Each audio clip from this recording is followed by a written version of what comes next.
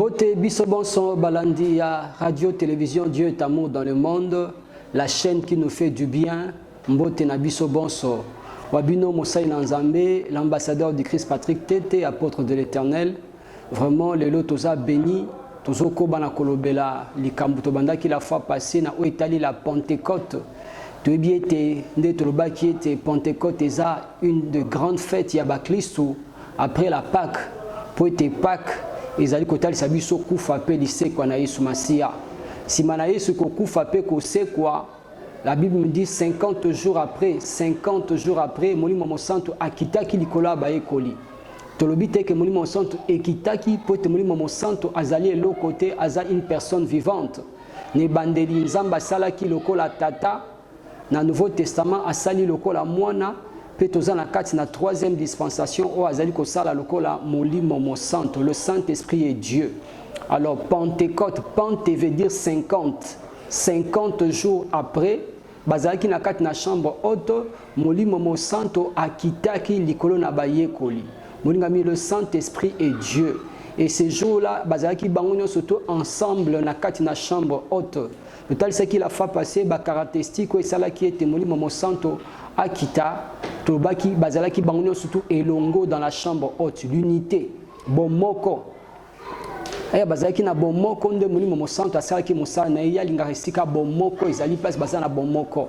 Tobaki deuxième caractéristique c'est la disponibilité. Bazalaki wapi bazalaki bangonyo surtout na kati na chambre haute na esika na bango ya mosala pe bandeko ko sambela. Troisième caractéristique totali sa biso tobaki ete ezali kambwa sensibilité. Po tobaki tout à coup mbala moko Molimo Mosanto akitaki na poisa likolo na bango, des langues semblables à des langues de feu s'étaient posées sur leur tête, babande kolbana monoko na sika. Alors le lope molingami pona ko recevoir Molimo Mosanto, il faut la disponible, il faut la sensible, il faut la concentrer.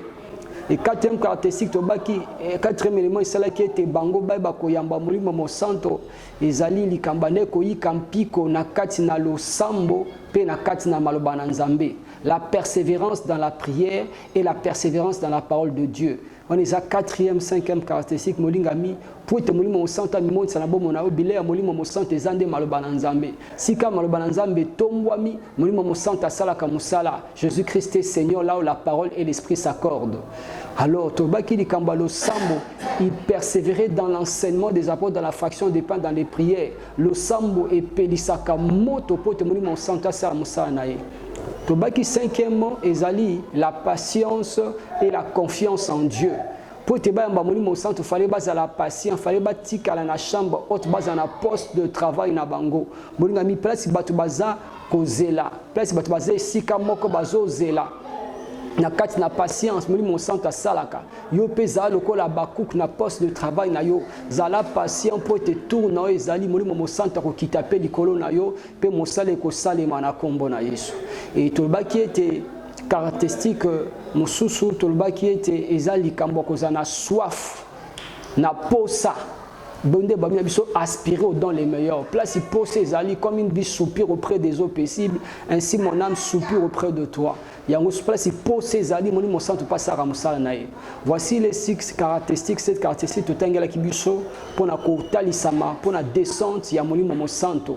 Olingi milelo nangete tokoba toujours na même ordre d'idée na otali Pentecôte wala Molimo Mosanto akitina bomo na moto eloko aliboso ayaka kokolisa mbuma Molimo Mosanto kati na bomo ya moto wana afin que Molimo moto wana a développé le fruit du Saint-Esprit ayaka ko développer les dons spirituels makaba Molimo Mosanto pe ayaka ko développer pe ba arme spirituelle o mutu fois se revêtir na ba arme spirituelle bibundeli ya Molimo nango leo nangi to simba aspire liboso eza le fruit du Saint-Esprit to mbuma ya Molimo Mosanto tozana na buku na Galates chapitre 5 verset 22 tokotanga mokanda na Nzambe Galates chapitre 5 verset 22 sika bazolo bela biso na oitali mbuma ya Molimo Mosanto yoka ndenge Thomas Paul azali ko s'adresser na ba Galatia kotali sabango ya motuya.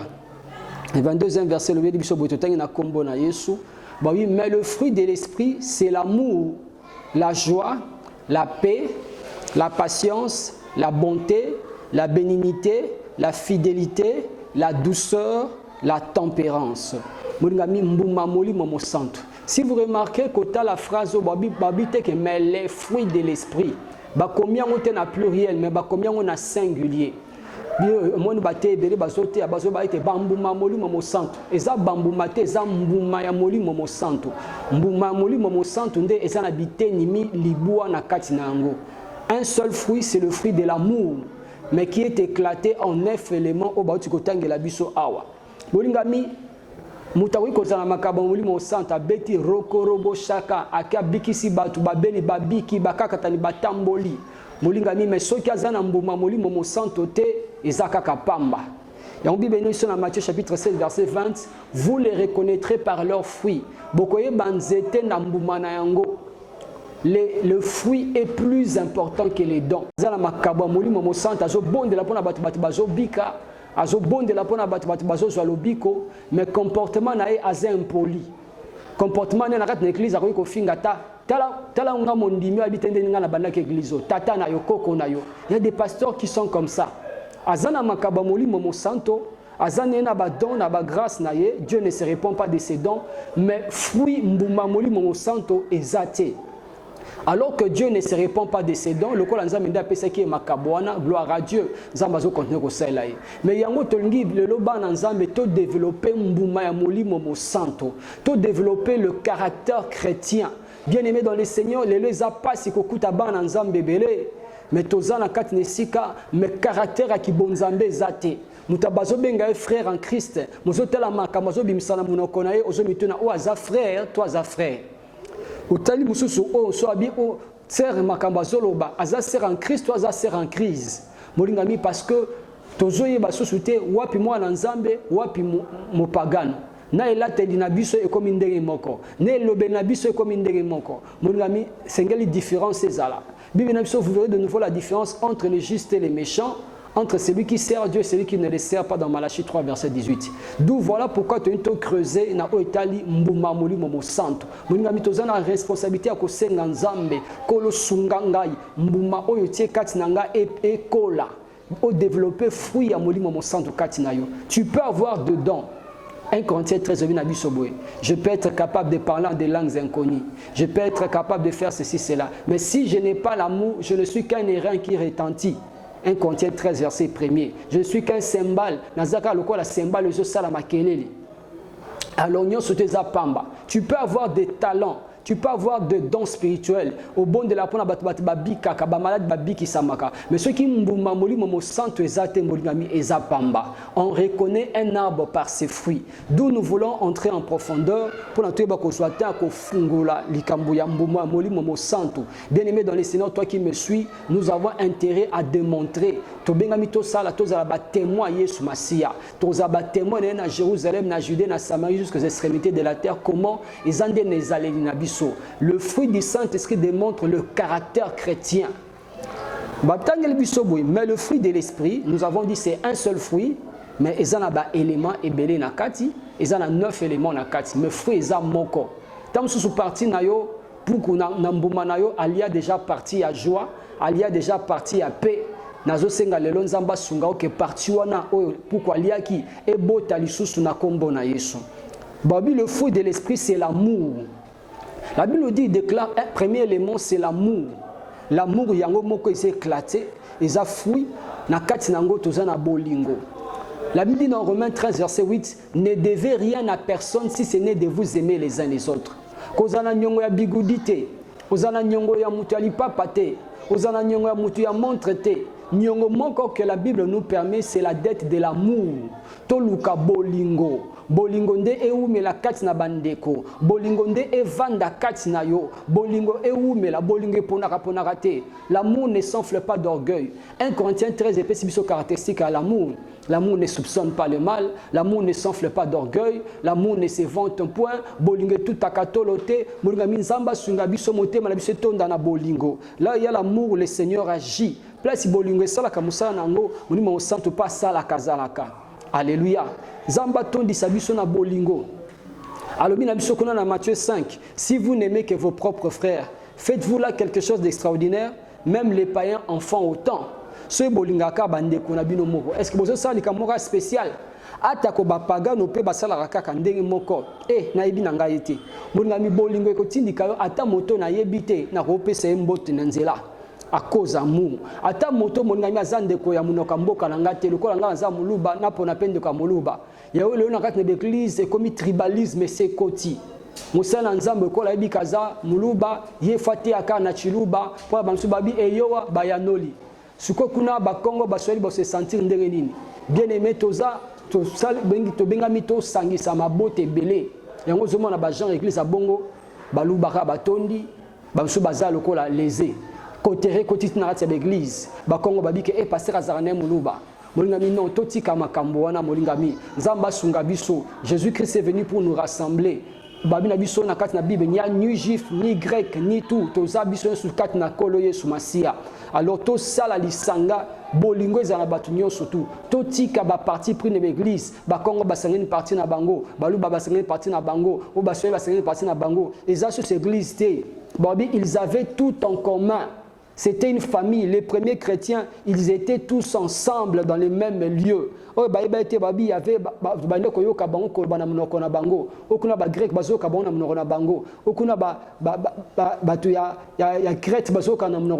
donc toutes les langues étaient réunies. Toti kako kabola na kati n'église bolingo ezonga na kati na ndako na nzambe bongo nzamba kota kamakamba bato akokota pe likamu na biso na kombo na Yesu que l'amour puisse régner totalisa bolingo alléluia et nzambe akokota pe likamu na biso na kombo na Yesu nazo insister na otali élément liboso ya fruit du Saint-Esprit. Je n'ai pas dit le fruit mais le fruit. Premier élément ya mbuma mulimo musante za bolingo tikete motema na etonda na bolingo na kombo na Yesu Masia.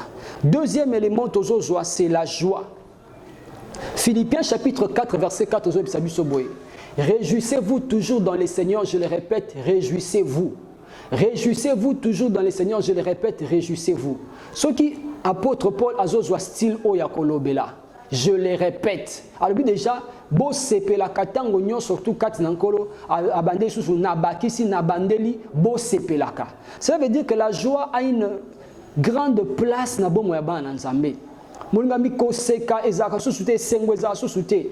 Place molimo mo santa so sala musala il faut sengweza laka. Place molimo santa so sala musala il faut batu bazala na sengo. La joie c'est un élément du fruit du Saint-Esprit. Moi nzambo zawana depuis kota ki église au pesa tabatu mbotete culte siri amen amen ali yo na okena yo mbala moko. Ata mbota pambo pesa rabatute. Munga mito benga mito za na joie. Esengweza ndekolo na biso Joyce ya lingaka place esengwezali to mela na kati ne sengo. La joie ekosala este ba porte fungwa melayo.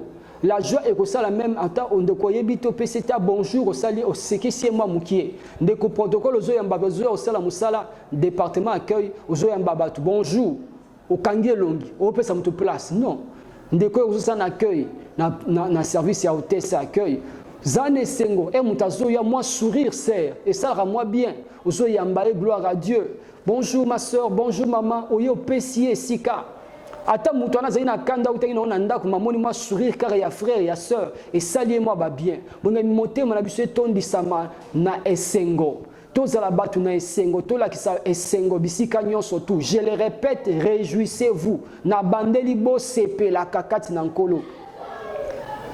On dit dans le Seigneur na ro sepela anniversaire na ngai ezako sepela na kati na nkolo babakisi dans le Seigneur na ko sepela moi na zui diplôme ko sepela na kati na nkolo na ko sepela gloire à Dieu na zui eloko moko ya motuya na ko sepela nango mais ko sepela babi ezala kati na nkolo. Il y a des gens qui se réjouissent mais pas dans le Seigneur, ils se réjouissent dans les futilités bazo sepela makamba pamba la pamba o ezo pesa nzambe lokumute. Mungami vanité de vanité, tout est vanité. Parce qu'à somber l'ambassade, il faut battre mona, il faut attirer na Facebook, il faut attendre ça la moi boy. Munga la chair. Mais babina biso, réjouissez-vous toujours dans les seigneurs. Je le répète, réjouissez-vous. Ko sepeleza mabete, mais sepela kati nankolo. Il y a 1 Corinthiens 10 verset 31. Soit donc que vous mangez, que vous buviez, faites tout pour la gloire de Dieu. yango nzamba tondisa motema na ona esengo etonda na motema na yo esengo etonda na kati na bomo na yo bongo nzamba afutaka bato afuta pe yo na kombo na Yesu nazwi élément ya misato eza la paix. C'est un élément monogami très important au Seigneur mwana nzambe a cultivé. Alors bien dans Hébreux 12:14, recherchez la paix avec tous et la sanctification sans laquelle personne ne verra le Seigneur. Boluka kimia na motonyonso rechercher. Si totali phrase malam babi luka.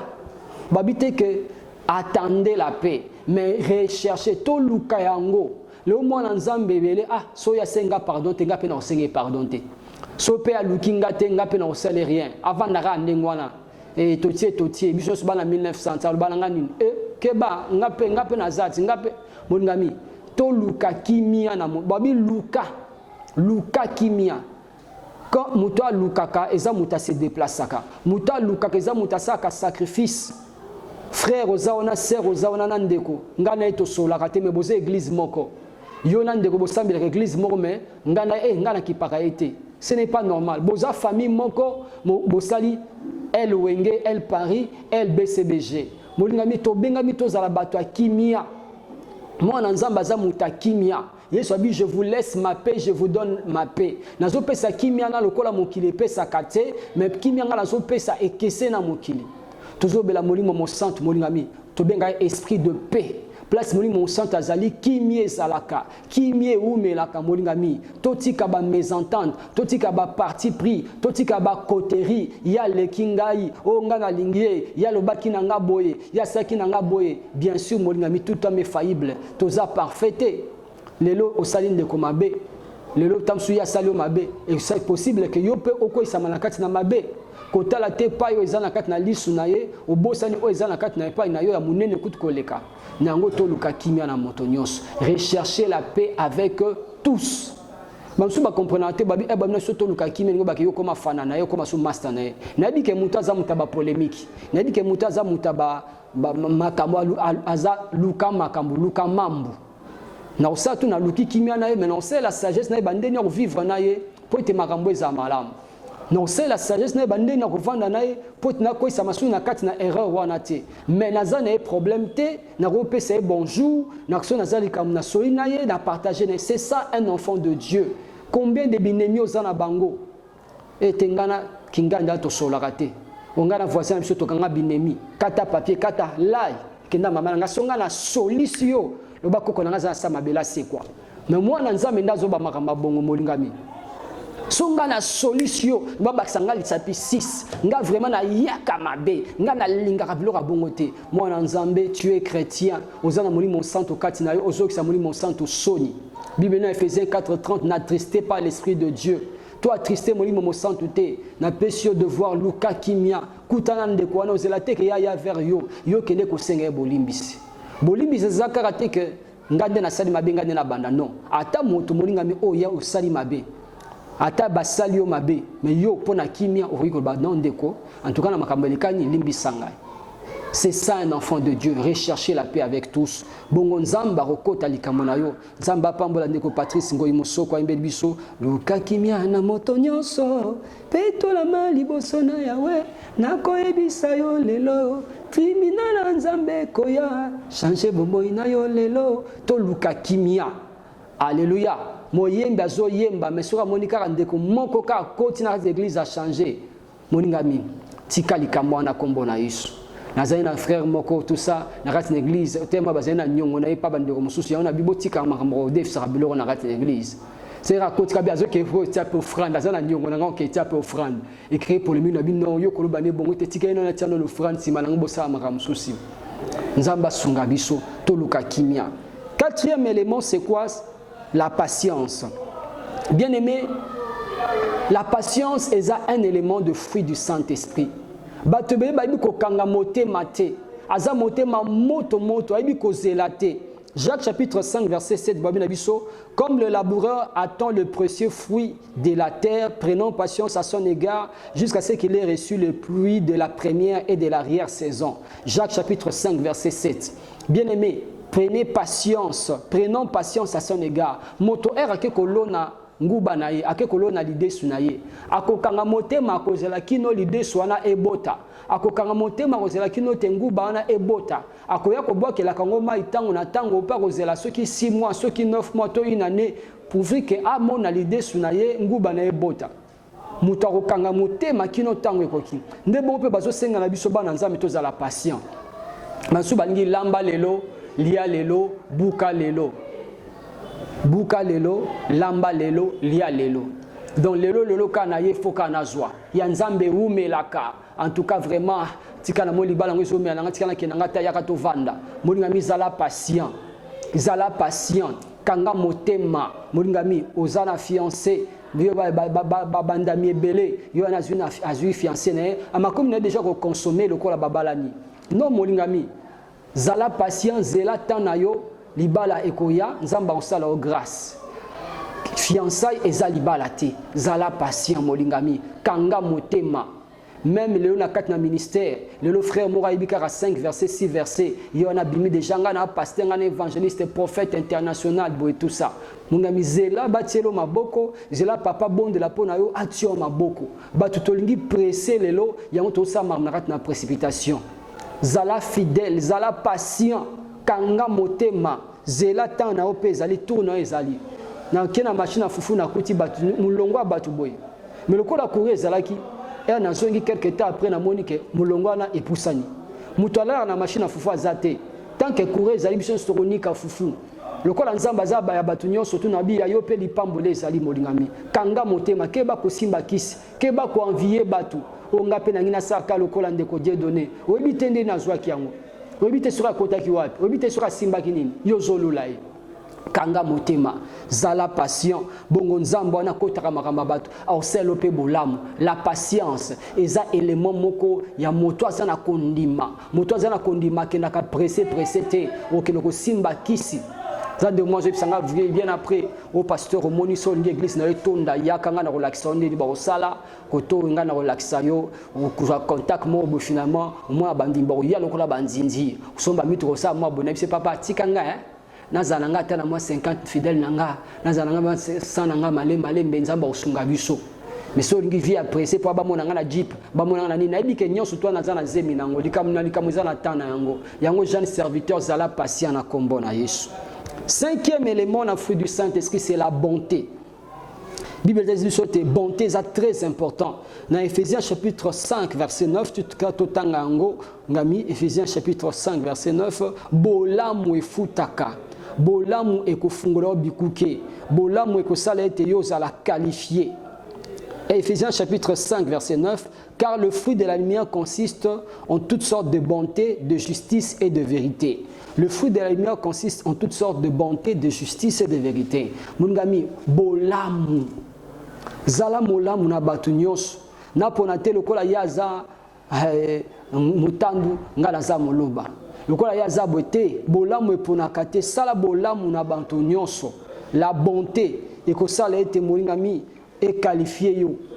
Bolamu ekosala ke batu baluka yo. Bolamu ekosala ke place yo comité réputation na ese komaki na kombo na Yesu. Ngana na komita mso na États-Unis te. Mamolingami aux États-Unis on peut parler de moi à cause de bolamu moko songolo pakala. Ah t'es vraiment pasteur moi zana kin à cause de bolamu moko salaki batangi yo pe pona bolamu wana. Ona matanga na bisa kinde côté ya. Wa saki moi boye tout ça. Bolamu efutaka. Bolamu eko commission ne sikana no comité. Bolamu eko fungola ba porte.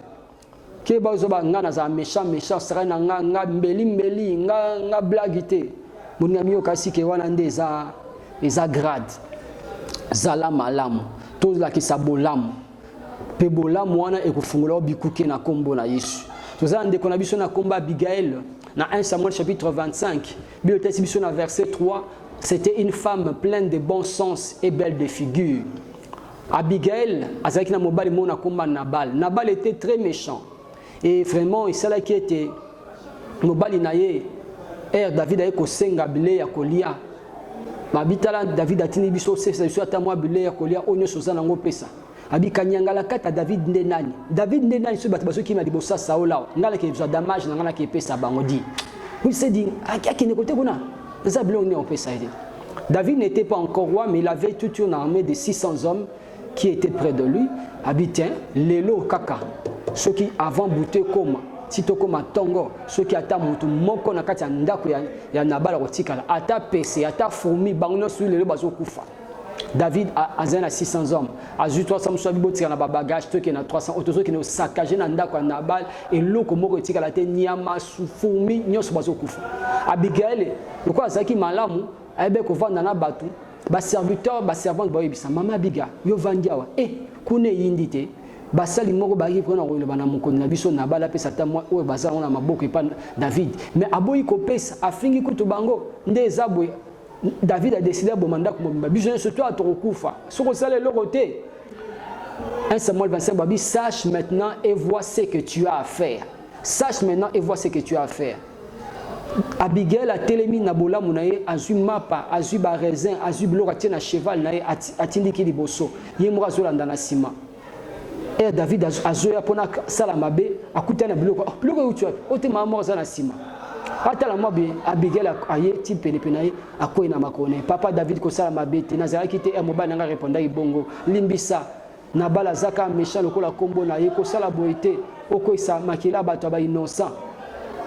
David a yokaki Abigail pe bola mona sala ki était bato nyoso tu babikisa maki David ere kokoma mokonzi abiti mwasi aboy abikisi mobali na ye abikisi na basali na ye tongo etani babisi na Nabal makambo elekanaki Abigail azobisa langwa ki masanga tala makambo elekanaki lobi soki to ngola mukatelo na tongo ye mo azokamwa mbala moko nzamba frapper ye moko sur place akufaki akufi na ndenge na sans que David abomai lobi David era komaki mokonzi a remplacer Saoul abiboke na kolukelanga Abigail wana aya bola mwana sala ki épargner ki bato et ko rattraper David a ke kolukaye bat bengisi pe Abigail était devenue la femme de David wana David a komaki roi nango mo na biso bola mo futaka zala bona batu zala bola muna batu lakisa bola mo epna batu eko sunga yo atako kaba oyo eza bolamu moi mukenza mbapesi yo kabona na bandeko mosusu eko sunga yo fungula bikuke bapesa kate soza na 100 mais moi mukie wana partage le peu que tu as eko lakisa bolamu enzamba kotaka makambo na Yesu Masia bolamu efutaka.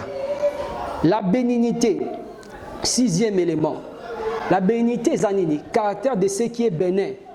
Eza koeba kosala bolam, eza un acte de bienfaisance ya kolakisa social. 2 Corinthiens chapitre 8 verset 7.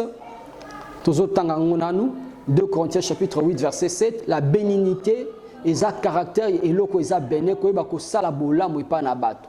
Koeba kozala bienfaisant, savoir faire. 2 Corinthiens 8 verset 7 natangi yango totangi na kombo na Yesu Masia. De même que vous excellez en toutes choses, en foi, en parole, en connaissance, en zèle à tous égards, et dans votre amour pour nous, faites en sorte d'exceller aussi dans cette œuvre de bienfaisance. Faites en sorte d'exceller aussi en cette œuvre de bienfaisance. Bolamu, molingami, sokoyibi ko sala bolamu et ko rattraper yo. La bienfaisance, ils ont se rapproché na bonté. Motoaza na art ya koyeba ko sangisa ya ko mema kimia katikati na bato toza la bienfaisant to la kisabolamu et pas ina bato. La bénignité, caractère de ce qui est bénin bolingo, amour, c'est celui qui crée l'amour tout autour de lui, qui apporte le social. Une personne qui est sociale, ben un papa social. Quoi bah ma papa social. Moi mon qui est aux anango. Oui bande na oui beaucoup vendre na ibi kotia bato à l'aise. Je suis bienfaisant. Yango molinga bénignité est très important. Moi nanza me place aux ali car makambo ezali. Ce qui le kan lokola ko betox il faut battre makabati lo swana. Oyebi ushindiki umandiki uyindiki. Songi e pa ko panza bato makita. Oyebi ko to français ko tabagi oza normulai. Abi ko to za ko kito hotel amba ko to sombeza ngo ya kato. Yoka mwana nzamba zo ke no tia soka le kan lokola maya moto ko tia désordre place bato bavandi. Molinga mito luka kimia na bato nyonso. Tozala bato baza bienfaisant. Place moi na nzamba zali bolingo ezalaka. Place moi na nzamba zali esengo ezalaka. Place moi na nzamba zali bokeseni ezalaka. Zala bienfaisant luka kimia bongo nzamba kota kamakamba bato akokota pe susu likambo na kombo na Yesu. O mutalo na kayangunda bukaka. Oloni bolam orubuka bolam. Oloni mabe orubuka ka mabe. O mutalo na kayangunda bukaka. Ozolo na nini? Réputation na eza nini? nini omemaka place bato bavandi to yo ozaka moto ya commentaire Satan côté la bango babunda oza moto songi ya kokabola bato nzambe asunga biso. Et Hébreux 13:16, n'oubliez pas la bienfaisance et la libéralité, car c'est à de tels sacrifices que Dieu prend plaisir. Kobo sanate kosala bolam. Tobi na biso que le fruit est plus important que les dons. Okoza na ba don, mais ce koza na mbuma moli mo santu te, ata mate ano babia, na ya ote ana. Ah, pasteur wana wa swan sarabat, wa bunda wana. Pasteur wana frère wana o azana 3 momi 4 momi kota ina mta ote ahadi, yel mate ana Holanda été. Il y a des enfants de Dieu comme ça. Aux moins les canaïs, mais réputation c'est béba parce que le comportement n'est pas malamuti. Nzamba sungabi soto bongisa makamboyo. Septième élément, c'est la fidélité. La fidélité. Molingami, notre Dieu est fidèle. La fidélité, c'est le caractère de Dieu. 2 Timothée 2:13, même si les hommes sont infidèles, moi je demeure fidèle car je ne peux me régner moi-même. Il demeure fidèle car il ne peut se régner lui-même. Batebe le lot fidélité zate. Fidélité zani ko umela na sika mona position moko songolo. Na tika na position nanga oyo.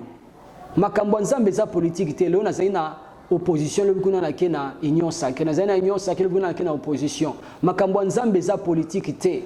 Oyo na zone dimela lobby na continuer kondimela ngo. Ceux qui na moni ke leo masangeza mabe ezate parce que mutu moko apesinga makopo moko na bikete na mena nga ndambuke na langwa te. Non, mais na metikala na position na yo. Oh, ils ont malam, que ton oui soit oui, que ton non soit non. Le lot tout ça finalement bon, na remé la ngama muké mais on a changé pour abongoli na ezali nae. Sois fidèle. La mis dans Luc 16 verset 10, celui qui est fidèle dans les petites choses, il le sera également dans les grandes. Soki kozala fidèle na makamba muké, akozape fidèle na makamba minene. Yeba kozala fidèle, muta bombisio mbongo bolingami, batela mbongo wana malamu. Qui bana kozwa mbongo wana kosa n'importe quoi lobia ya bo ote na sele maramusus oza fidélité zala fidèle molingami zala fidèle na position na yo bongo nzamba okota likamno na kombo na Yesu. Beaucoup de gens ne sont plus fidèles. Abakuka dit j'étais à mon poste, je vais pour voir ce que l'Éternel me dira, ce que je répliquerai après ma plainte. Le batobé bazai oye na église ozongi 3 mois après okuti protocole azaki wana to bien bon bato test d'accueil. Ces protocoles, les papiers. Au coup, il y a ça société. Oh, akenda, oh, tas tomboka nae. Oye pas frère mo bosongolo, frère nangawana, nzamba pambo na mwana ngamo. Sura ya zara mutaba crise mbamba. Olobika ma muke abako vanda na sotie chef à département fa boma. Ayembaka kitoko. Mais suka bandi répétition car ah micro nanga aswani na répétition akei. Na ya so église te fa beta 3 mois na ndako azongi lisusu. Papa, mes frères et amis, il faut se maîtriser. Oza fidélité, aussi sa l'église nyons, l'oza na mangembo, l'obgono qui na EPDF, l'obgono qui na charismatique, l'obgono zo na nini. Mungami, zala fidèle na poste de travail na yo. Nzamba ko pambola partout te, mais nzamba za ne sika zo mona pona ko pambola yo. Et ça ne sika nzamba bongisi pona bénédiction na yo. Soit à ton lieu de travail, soit à ton poste, c'est là que Dieu va te bénir. Dieu bénit la fidélité. Si tu es fidèle dans les petites choses, Dieu te rendra fidèle dans les grandes choses. Sois fidèle en manière de payer ta dîme. Le on a foutu dîme, le on a foutu la dîme. Le on a payé offrande, le on a payé engagement, tu as moins maladie. Non, sois fidèle avec ta dîme, avec tes offrandes. Sois fidèle dans les postes où Dieu t'a placé. Sois fidèle. Tu avais pris un engagement, je vais donner $10. Ah, on a payé 10 000 francs. Moringami, non, tu n'es pas fidèle. Zala fidèle. La fidélité apporte le sérieux. Si un homme est surpris en faute, redressez-lui avec un esprit et na douceur. La douceur, c'est quoi? C'est sentiment et loko et ça polu. La douceur, oui, batebele, baby koza la douter. Azamuta kanja mbeli. Ceux qui a lobby li kambia le barmalé mbete. Soko sera ne ozumbata, ou sera ne bobundi, ou sera ne morote. Frère na kati église pe bongo na kati en pleine répétition donc faut tirer mutu. Aye mbana ki toko me aroza mokambité le ko la leader akamba. Mais soko sera ne finalement ozumbata, sera ne bobundi place wana. Mon ami non. La douceur. La Bible dit dans Philippiens 4:5 que votre douceur soit connue de tous les hommes. Bopolu non e banana batu nyonso. Batunyo surtout réellement que aux en a douceur. Philippiens 4 verset 5. Et si un homme est surpris en faute, redressez-lui avec un esprit de douceur. Philippiens chapitre 6 verset 1er. Kenena batuna bopolu. Tout homme est faillible. Le loyo ndekuna ko isami yo poko yiko ko isama. Mais zala dou. Yeba kolobana batu. Yeba réponse ni yeba opé pas batu. Sachez comment il faut répondre, Jean, que votre parole soit accompagnée de grâce assaisonnée de sel. Colossiens 4, 5 à 6. Comportez-vous avec douceur. Keba na maloba moko ya kele simbisi. Li papa na na tika yon obomsa yonga. Tola tangonga na yo. Yo ka mwana nzambe ma réponse. Réponse gilette fia. Qui réponse on mitu no biti. Bo soana te boko miko soana. Yeba kozana dou e blongo na batu. Parce que yo pe ozana berreur. Yo pe ori koko isama mokol mususu. Mais yeba kozala dou. Et je prendrai le dernier élément, le 9e élément, c'est la tempérance. La tempérance. Ou encore la maîtrise de soi. Bien aimé, nous sommes appelés à faire preuve de tempérance. Tous à la modérer. Tu vas se maîtriser. Batebele les osanga yangwana. Ozano na mayele. Maïbi ko se maîtriser te. Ozano na makas maïbi ko se maîtriser te. Le sportif, parce que na sportif, faut s'arrêter na bien. Batona ba condamna bango. Au sali arts martiaux. Robunda bunda te. Rosa n'importe quoi te parce que na zamabou. Faut ça na tempérance, faut ça na maîtrise de soi. Faut ba ko se maîtriser. Oui, bah, qu'on a tolérant, qu'on va supporter bah, tout mon sous. Vous lisez dans Colossiens 3, 13, 14, supportez-vous les uns les autres et pardonnez-vous réciproquement toutes les fois que l'un de vous a l'occasion de se plaindre d'un autre. Pardonnez-vous réciproquement. Bien aimé, tous à la tempérant, kanga mutema, zala patient na bato. Zala na maîtrise de soi, likamoko loba pesa mo boidan na loba ngo sikote na zelanana. Yeba ko se maîtriser. Bongo nzamba ko taramakamba bat ko taper likamno na kombo na Yesu. Donc voilà mon ngam toujours continuer ce sujet na biso na oitali le Saint-Esprit et le Saint-Esprit quand nous avions dit il vient dans la vie d'une personne quand tu reçois Christ comme Seigneur et Sauveur, il vient développer en nous le fruit de l'esprit. Je n'ai pas dit les fruits au pluriel, mais un seul fruit, c'est le fruit de l'amour, mais le fruit de l'amour avec 9 éléments. Et on va me sauter. Le plus grand commandement, c'est aimez-vous les uns les autres. Parce que mon taza na bolingo, on en a patience, on en a paix, on en a tempérance, on en a douceur. So mon taza na bolingo. Mais tu éclaté bolingo, on a 9 éléments lelo, otojiko tanga, zamba sungabiso, to sosolango, tobi na kat na mbuma moli mon sang, c'est l'amour lui-même, la joie, la paix, la patience, la bonté, la bénignité, la fidélité, la douceur ainsi que la tempérance. Mon gamiti qui a été moté maneto ni samanabilo ko nyonso tout. Ils en a parti pourquoi lia kota kimia. Ozangara kimia yo mwana nzambo zo sambela me kimia ezate. Ozamuta ba crise ba tension. Tika était parti wana o pourquoi lia ke bota lisusu na kombo na Yesu. Moté maneto ni samana patience. Nzamba sunga biso makamwa yo mela kati na biso. Ndebo etokolaksa réellement que toza ba na nzambe. On reconnaît un arbre par ses fruits. Matthieu 7 verset 20. Toye banzete na mbuma na yango. Okoyiko biki sabat. Okoyiko saba miracle. Mais soy bolingo ezate papa, ceux que ils ont la patience, toza na bolingo te okokimi sabat. Les dons est spectaculaire, les dons attirent, mais le fruit maintient. Les dons vont attirer les gens de venir vers toi. Et qu'on a passé, on a bon de apprendre à côté on a frère on a yembara bien, les dons vont attirer batali. Mais ce que vous avez l'eau qu'on vend dit sabangoté. En tout cas, on a beau vendre na batoué. En tout cas, frère, on a azapenza bien. En tout cas, ça n'est l'autre mais biso tozaka à côté kuna. Parce que obi ko vendre na batou. Ticket est développé, mon centre et s'est développé katinayo et tinanzela nayo libote pambola ma musala nzambe kende liboso na kombo na Yesu Masia. Que le Seigneur vous bénisse abondamment. Ou comme il a souka émission na biso et vraiment il y a soloté oh je veux savoir. Trokoba prochainement, Kotal Sabiso, deuxième élément, au Molimo Santa Memakat, Nabo Monamutlo, le bel ming sur Hotel, le fruit du Saint-Esprit.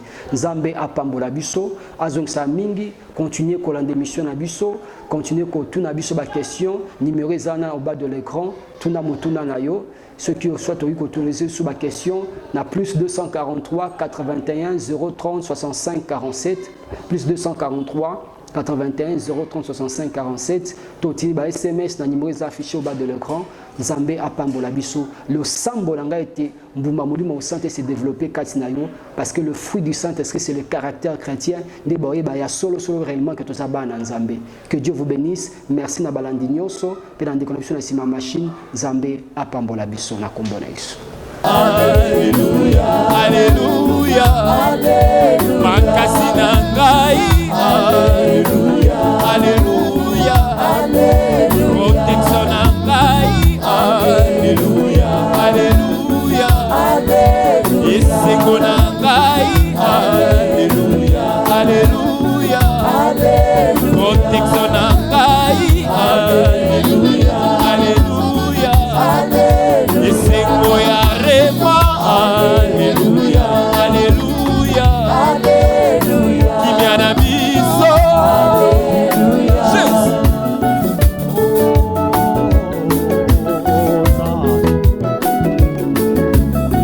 Même à la maison, tu peux chanter avec nous. Alléluia, Alléluia, Hosanna, Hosanna. Tu es Dieu.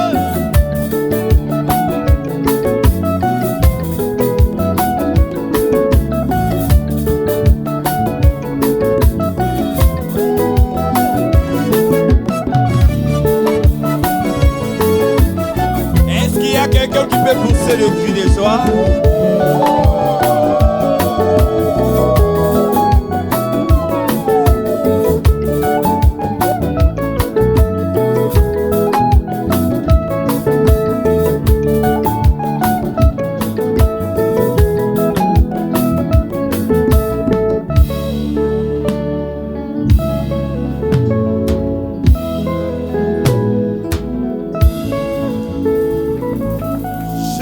Acclamons tous le roi des rois.